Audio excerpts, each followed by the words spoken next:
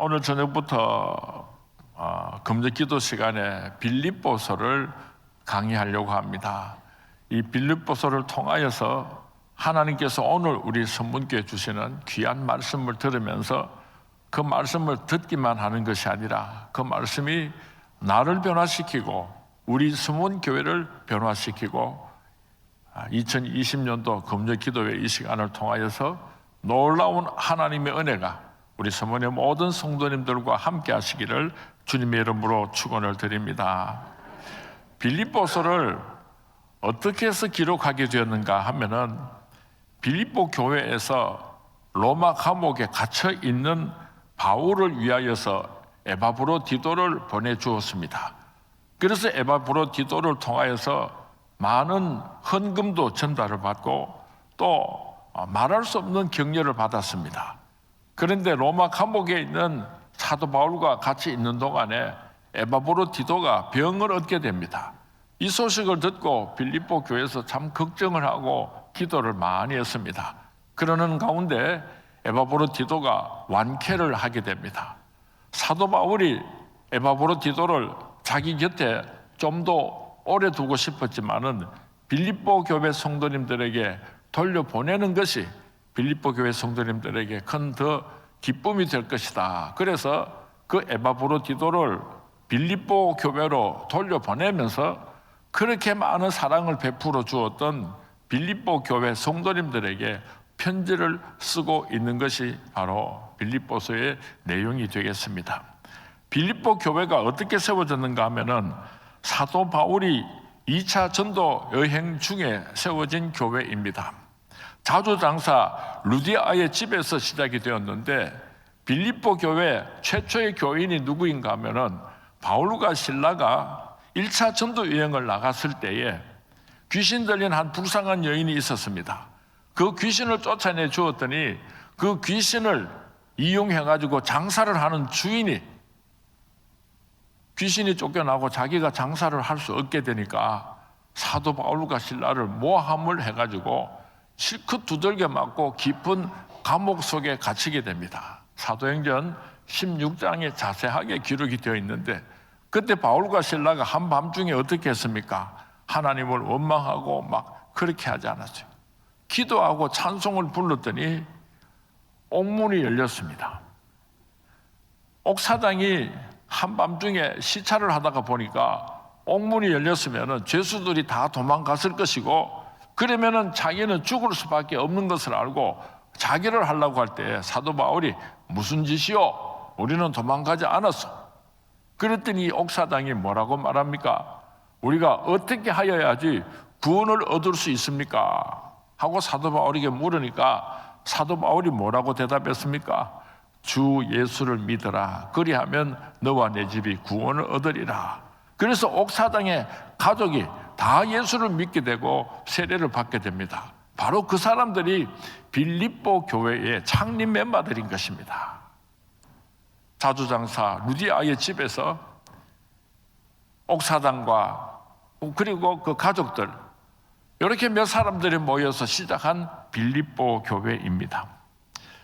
빌립보 교회는 아시아와 유럽이 만나는 교통의 요충지에 놓여 있습니다. 빌립보 교회는 아시아에서 유럽으로 복음이 세계화되어 가는 과정에 있어서 매우 중요한 위치를 차지하고 있습니다. 빌립보 교회는 유럽 최초의 교회로서 복음의 열정이 뛰어난 아름다운 복음의 전초 기지였습니다. 매우 가난한 교회였습니다. 그렇지만은 복음 사역을 위하여서 생명을 아끼지 않는 아름다운 교회가 바로 빌립보 교회였습니다. 빌립보서의 시작에서 사도 바울은 자기 자신을 가르쳐서 이렇게 소개를 하고 있습니다. 그리스도 예수의 종 바울과 디모데는 자기 자신을 가르쳐서 사도 바울은 나는 종이다 라는 표현을 사용하고 있습니다. 종이라고 하는 것은 자유가 없는 것을 의미합니다. 죽고 사는 문제도 선택을 할 수 없는 존재입니다. 내가 그리스도의 종이라고 고백하는 이유는 그리스도에 전적으로 매여 있다는 뜻을 가지고 있습니다. 자신은 복음을 전가하다가 지금 로마의 감옥 속에 갇혀 있지만은 불평하거나 원망하지 않는 이유는 나는 예수 그리스도의 종이기 때문이다. 고대 시대의 노예는 부모가 노예일 경우에 자식들은 무조건 노예가 되었습니다. 두 나라 사이에 전쟁에서 패하게 되면 패한 나라의 백성들은 승리한 나라에 노예로 끌려오게 되어 있었습니다. 부채를 많이 졌을 경우에 빚을 갚지 못할 때는 노예가 되는 것이 그 당시의 법이었습니다. 죄 때문에 본질상 진노의 자식이었는데 예수 그리스도께서 피값으로 자신을 사셨으니 사도 바울은 예수님의 피로 나를 구해 주었기 때문에 나는 예수 그리스도의 종이라고 고백하고 있는 것입니다. 목사가 단순히 성도님들로부터 섬김을 받는 직분이 아니라 그리스도의 종으로서 헌신하며 봉사하는 직분이라는 것을 사도 바울은 우리에게 가르쳐주고 있는 것입니다. 사도 바울이 나는 예수 그리스도의 노예이다, 나는 종이다, 그렇게 고백한 그 말 속에는 이 땅에 있는 모든 그리스도인들이 나는 예수 그리스도의 종이라는 고백을 담고 있는 것입니다. 진노상 우리는 죽을 수밖에 없었던 존재들인데 예수님의 보혈의 피로 죄를 용서함을 받게 되고 새 생명을 얻었기 때문에 우리는 영적으로 예수 그리스도의 종이라고 하는 고백이 있어야 하는 것입니다.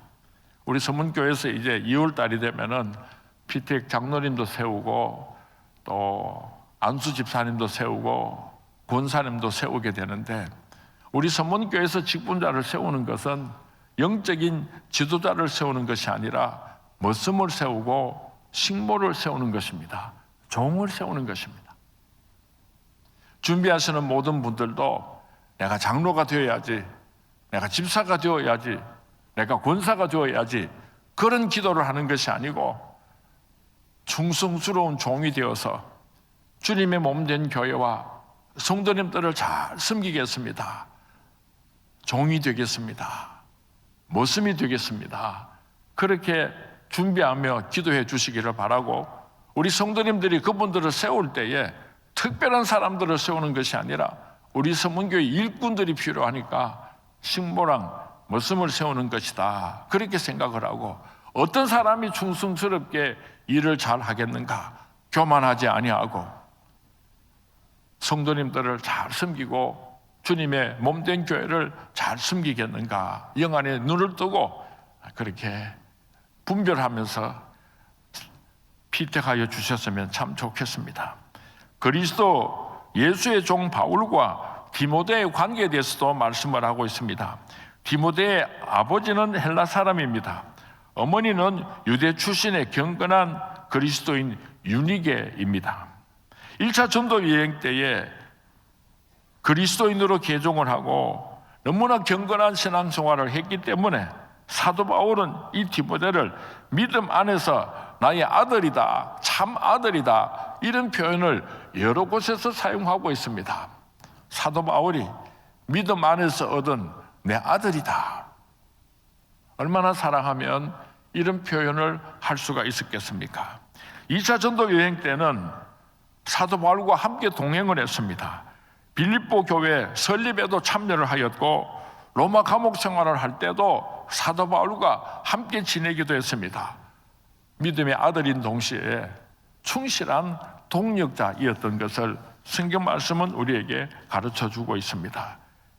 빌립보 교회 성도님들을 가르쳐서 사도 바울은 어떻게 표현을 하고 있는가?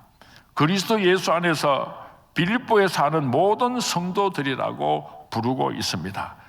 사도 바울이 자기 자신을 가르칠 때는 나는 종이다, 종, 그렇게 표현을 하고 빌립보 교회 모든 교인들을 부를 때는 성도다, 하나님의 택함 받은 백성들이다 하고 존귀한 표현을 사용하고 있는 것입니다. 오늘날 자칫 잘못하면 한국 교회 안에서 목사들이 자기 자신은 한껏 높이고 그리고 성도님들을 하잘것 없는 것처럼 비하하는 그런 표현을 쓰는 경우가 좀 자주 있는 것 같아요. 그런데 사도 바울은 자기 자신은 종이라고 고백을 하고 빌립보 교회 교회들을 하나님께서 택한 거룩한 백성들이라고, 성도라고 존귀히 여기고 있는 것입니다. 성도라고 하는 것은 구별되었다는 뜻을 가지고 있습니다. 도덕적으로 완벽하기 때문이 아니라 예수 그리스도 안에 있기 때문에 하나님께서 세상 사람들과 구별하여 주신 사람이라는 뜻을 가지고 있습니다. 구별된 하나님의 백성들이, 성도들이 이 땅에서 잘하면 하나님의 기쁨이 되고 영광이 되지만은, 오늘 성도인 저와 여러분이 잘못을 하게 되면은 하나님, 세상 사람들 앞에서 수치를 당하세요. 그래서 우리 예수 믿는 사람들은 하나님의 영광을 위해서 매일처럼 조심하면서 살아가야 하는 성도라고 하는 이 귀한 직분을 잘 감당할 수 있기를 주님의 이름으로 축원을 드립니다. 너는 택한 족속이요 왕같은 제사장이며 거룩한 나라 하나님의 소유된 백성, 너의 영혼 우리 볼 때 얼마나 아름다운지, 너의 영혼 통해 큰 영광 받으실 하나님을 찬양. 오 할렐루야.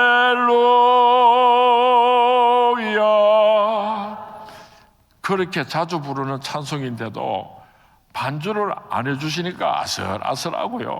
우리 성도님들이 힘차게 같이 안 불러주니까 내가 몇 번이나 틀릴 뻔했다네. 그냥 같이 찬송 뜨겁게 불러주면 좋을 텐데. 나는 거룩한 하나님의 백성입니다. 왕같은 제사장입니다. 내가 하나님 앞에서 어떤 존귀한 존재인지를 분명하게 알면서 살아가는 우리 서문의 모든 성도님들이 될 수 있기를 주님의 이름으로 축원을 드립니다. 사도 바울이 빌립보 교회 성도님들에게 인사를 하는데 어떻게 인사를 하는가 하면은 2절 말씀입니다. 우리 같이 한번 봉독합니다. 시작. 하나님 우리 아버지와 주 예수 그리스도로부터 은혜와 평강이 너희에게 있을지어다. 헬라 사람들은 인사를 할 때에 은혜가 있을지어다 그렇게 인사를 하고, 히브리 사람들은 인사할 때에 샬롬, 평강이 너희에게 있을지어다 그렇게 인사말을 하게 됩니다. 헬라적 인사말과 히브리 인사말, 은혜와 평강을 합쳐서 사도 바울은 빌립보 교회 성도님들에게 너희에게 은혜와 평강이 있을지어다 그렇게 인사를 하고 있는 것입니다. 우리 예수 믿는 사람들이 서로 만날 때에 사랑합니다, 축복합니다, 얼마나 좋은 귀한 인사말입니까? 거기다가 정말 아름다운 축복하는 인사말이 있는데, 은혜와 평강이 함께 있을지어다. 당신에게 하나님의 은혜와 평강이 함께 하시기를 바랍니다. 그렇게 인사하면 너무 좋을 것 같아요. 한번 옆에 사람에게 배운 대로 한번 인사합니다. 은혜와 평강이 함께 하시기 바랍니다. 이번 구중에 은혜와 평강이 당신의 가정에 함께 하시기 바랍니다. 벌써 인사 다 했어요. 좀 더 하라니까. 사도 바울이 바울 서신을 보게 되면은 인사를 할 때에 은혜와 평강이 함께 있을지어다, 은혜와 평강이, 이 인사말을 사도 바울이 굉장히 자주 사용했습니다. 은혜라고 하는 말씀의 뜻은 우리가 죄인 되었을 때에 예수 그리스도께서 우리를 위하여 죽으심으로 말미암아 아무 공로 없이 죄를 용서함을 받았습니다. 영생을 얻게 되었습니다. 이것이 하나님의 은혜입니다. 우리 그리스도인들이 인사를 할 때에 그 하나님의 은혜가 당신과 함께 하시기 바랍니다. 평강이라고 하는 말은 은혜 받은 자의 결과입니다. 저와 여러분은 본질상 진노의 자녀들이었습니다. 예수 그리스도로 말미암아 하나님 아버지와 화목하게 되었습니다. 고린도후서 5장 18절 이하의 말씀입니다. 그래서 우리는 하나님과 원수되었던 저와 여러분들이 하나님과 화평을 이루게 되었습니다. 사람과 사람 사이에 서로 원수되었던 저와 여러분들이 예수 그리스도로 말미암아 서로 용서하고 화목한 관계를 회복하게 되었습니다. 이것이 바로 평강이 너희에게 있을지어다라고 하는 말씀의 의미인 것입니다. 무슨 이유 때문에 우리가 은혜와 평강이 함께 있을지어다 그렇게 서로 인사하게 되는가 하면은 이런 깊은 축복의 뜻이 담겨 있다는 것을 기억할 수 있기를 바랍니다. 3절에서 5절까지 말씀 우리 한번 다 같이 봉독하겠습니다. 3절부터 시작. 내가 너희를 생각할 때마다 나의 하나님께 감사하며 간구할 때마다 너희 무리를 위하여 기쁨으로 항상 간구함은 너희가 첫날부터 이제까지 복음을 위한 일에 참여하고 있기 때문이라. 사도 바울이 빌립보 교회 성도님들에게 감사를 하고 있습니다. 무엇 때문에 감사를 하는가 구체적인 내용을 설명하고 있는데 처음부터 지금까지 변함없는 사랑의 교제를 나누어 주었기 때문에 감사하다 그렇게 표현하고 있는 것입니다. 빌립보 교회는 경제적으로 어려운 교회였습니다.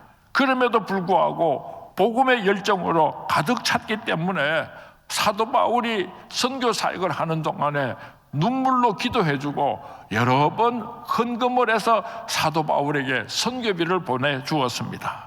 데살로니가에 있을 때에 2번, 고린도에 있을 때 1번 사도 바울에게 귀한 선교 헌금을 보내주었던 교회입니다.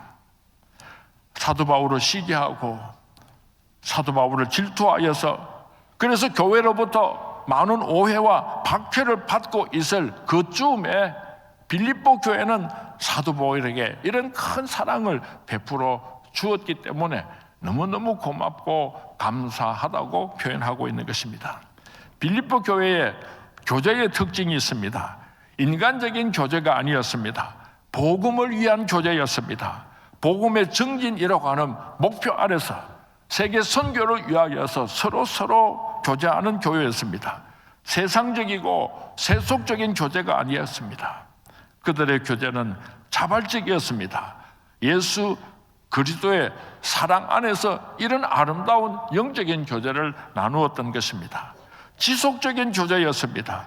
처음부터 지금까지 그리고 앞으로 계속해서 이 빌립보 교회는 세계 선교를 위해서 그리스도의 사랑을 함께 나눌 아름다운 교회라고 사도 바울은 칭찬하고 있는 것입니다. 너희 안에서 착한 일을 시작하신 이가 그리스도 예수의 날까지 이루실 줄을 우리는 확신하노라. 6절에서 그렇게 빌립보 교회를 축복하고 있는 것입니다. 우리 서문교회도 참 아름다운 교회입니다. 대를 이어서 서문교회를 지키는 많은 성도님들이 있습니다.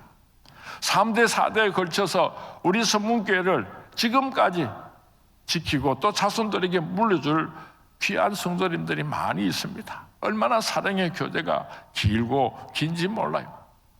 제가 설교 말씀을 준비하다가 원로 목사님께서 47년 목회하시고 제가 26년을 목회를 하니까요, 아버님하고 저하고 73년을 서문교회에서 우리 성도님들의 사랑을 받으면서 섬겨왔습니다. 뭐 놀라지도 않으시네. 대한민국에 아버지하고 아들 부자지간에 한 교회를 73년씩 섬긴 교회는 아마 거의 없을 거예요. 이런 전통과 역사가 있는 아름다운 교회 성도님이라는 자부심과 긍지를 가지고 제가 많이 부족하지만은 그래도 정말 하나님께서 살아계신 것을 우리가 확실하게 알 수 있는 거는요, 원로 목사님은 대한민국에 알아주는 그런 설교가이시고 그런 참 큰 인물이시지만은 이상민 목사는 아무것도 볼 짝이 없는데 그래도 26년 동안을 서문교회에서 목회를 했으니까 그거 이상민 지 힘으로 했겠습니까? 하나님께서 도와주시고 간섭하시고 역사하여 주신 거죠. 참 얼마나 감사한지 모르겠어요. 나도 이제는 그 노인 우대증을 받은 지가 2년째가 돼가지고요. 우리 권사님들 보면 나무 일 걷지를 안 해. 좁게 기다리면 내 가기에. 우리 선문교회가 많은 자랑이 있지만은 주님 오시는 그날까지 한번 그리스도 안에서 만난 이 사랑의 끈을 주님 앞에 가는 그날까지 밀고 당기면서 서로 축복하고 사랑하면서 이 사랑의 교제를 함께 이어가는 복된 교회가 될 수 있기를 주님의 이름으로 축원을 드립니다. 사도 바울의 빌립보 교회를 향한 사랑을 7절과 8절 말씀에 기록하고 있습니다. 우리 같이 한 목소리로 봉독하도록 하겠습니다. 시작. 내가 너희 무리를 위하여 이와 같이 생각하는 것이 마땅하니 이는 너희가 내 마음에 있으며 내가 예수 그리스도의 심장으로 너희 무리를 얼마나 사모하는지 하나님이 내 증인이시니라. 너희가 항상 내 마음에 있다. 옛날에 무슨 영화 제목 같죠. 너는 내 안에 있다. 사도 바울의 마음속에는 항상 빌립보 교회 성도님들이 있었습니다. 로마 감옥에 있었지만은 시간과 공간을 초월하여서 늘 사도 바울은 빌립보 교회 성도님들을 사랑하고 사모했습니다. 내가 예수 그리스도의 심장으로 너희들을 사모한다. 이 사실에 대하여서 하나님께서 증인이시다. 얼마나 사도 바울이 빌립보 교회 성도님들을 사랑하고 또 사랑하는지를 설명하고 있습니다. 라이푸시라고 하는 신학자가 말하기를 그리스도인의 맥박은 그리스도의 맥박과 함께 뛴다고 했습니다. 예수 믿는 사람들의 맥박이 뛰는 것은 예수님과 함께 맥박이 뛰는 것입니다. 사도 바울의 정은 인간적인 사사로운 정이 아니라 그리스도의 심장을 가지고, 사랑하는 손문의 성도님, 저도 사도 바울의 마음을 가지고 여러분들을 사랑합니다. 그리스도의 심장으로 우리 선문교회 모든 성도님들을 사랑하고 사랑합니다. 하나님께서 증인이십니다. 저는 숨지는 그날까지 여러분들을 사랑하고 또 사랑할 것입니다. 빌립보 교회 성도들을 향하는 사도 바울의 마음을 생각할 때에 목숨이 늘 아까웠겠습니까? 이 뜨거운 감격과 사랑으로 사도 바울이 빌립보 교회를 위하여 뜨거운 기도를 드렸는데 어떠한 기도를 드렸는가 하면은 9절에서 11절까지 기도의 내용입니다. 우리 같이 한번 봉독합니다. 시작. 내가 기도하노라 너희 사랑을 지식과 모든 총명으로 점점 더 풍성하게 하사 너희로 지극히 선한 것을 분별하며 또 진실하여 허물 없이 그리스도의 날까지 이르고 예수 그리스도로 말미암아 의의 열매가 가득하여 하나님의 영광과 찬송이 되기를 원하노라. 사도 바울은 빌립보 교회 성도님들을 축복하면서 동시에 부탁을 하고 있습니다.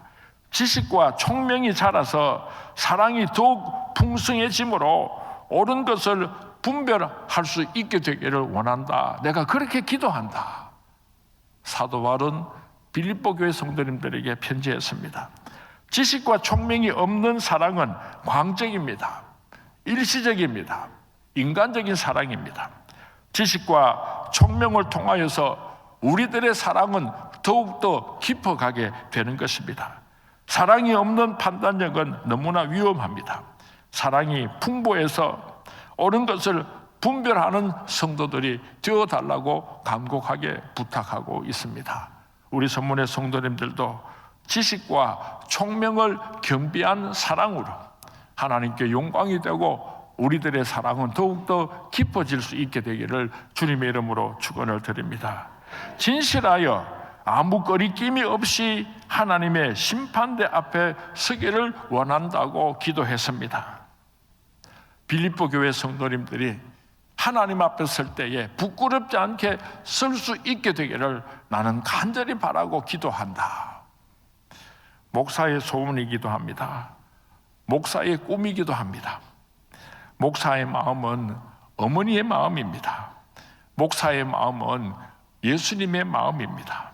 사도 바울은 로마서 9장 3절에서 나의 형제 곧 고륙의 친척을 위하여 내 자신이 저주를 받아 그리스도에게서 끊어질지라도 원하는 바로라. 참 목사는요 별도 없어요. 우리 성도님들에게 무슨 좋은 일이 있으면요 하루 종일 기분이 좋아요. 얼마나 행복한지 몰라요. 우리 성도님들 가운데 어떤 어려운 일이 있으면 그 소식을 듣고 나면 그렇게 마음이 무거워. 얼마나 속이 상하고. 우리 성도님들이 좋은 일이 있으면 나에게 좋은 일이 일어나는 것보다도 천배 만배나 그것이 더 좋아. 어쩌면 그렇게 여러분들에게 좋은 일이 있으면 그 기쁨이 내 기쁨이 되고 아픔이 있으면 나에게 아픔이 되는지 몰라요. 이것이 이 땅의 모든 목회자들의 마음이라 저는 그렇게 생각합니다. 우리 서문교회 모든 목사님들이 여러분들을 얼마나 사랑하는지 몰라요.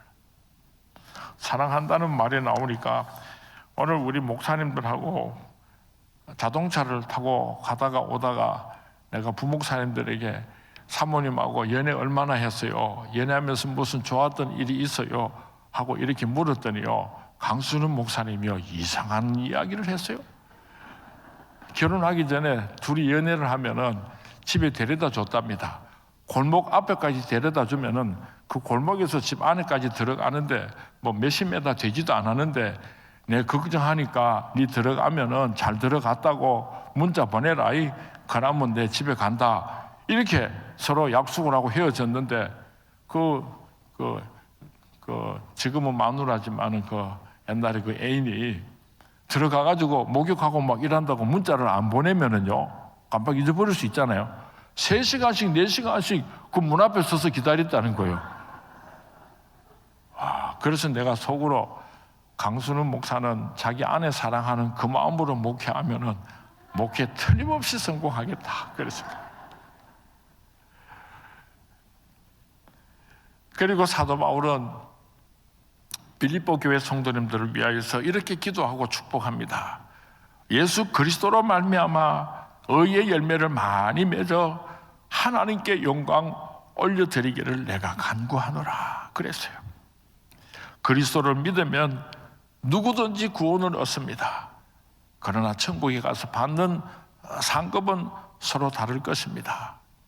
저 천국에서 많은 상급을 받는 아름다운 그리스도인들이 되어달라고 사도 바울은 빌립보 교회 성도님들에게 부탁하는 것입니다. 사랑하는 자여 내 영혼이 잘됨 같이 내가 범사에 잘되고 강건하기를 내가 간구하노라. 아멘. 이제 말씀을 맺습니다. 참 이 시대는 삭막한 시대입니다. 각박한 시대입니다. 목회자와 성도 간의 불신이 얼마나 팽배한지 모릅니다. 그래서 오늘 한국 교회들이 갈수록 메말라가고 있습니다. 이것이 한국 교회의 위기라고 생각합니다. 사도 바울과 빌립보 교회 관계를 오늘 저희들이 살펴보았습니다. 얼마나 아름답습니까? 우리 선문교회는 목회자들과 우리 성도님들의 관계가 사도 바울과 빌립보 교회 성도님들과 같은 그런 아름다운 관계가 될 수 있기를 주님의 이름으로 축원을 드립니다. 사랑은 일방적으로 이루어지지 않습니다. 조건적인 것도 아닙니다. 위대한 그리스도인의 사랑은 내가 먼저 시작하는 것입니다. 하나님께서 그 사랑의 모범을 우리에게 보여주셨습니다. 너희가 나를 먼저 사랑한 것이 아니고 내가 너희를 먼저 사랑했다. 그래서 예수님을 우리에게 보내주셨다고 하나님께서 말씀하셨습니다. 저 사람이 나를 사랑해주면 나도 그 사람을 사랑해주는 것은 세상 사람들의 사랑입니다. 불구하고의 사랑.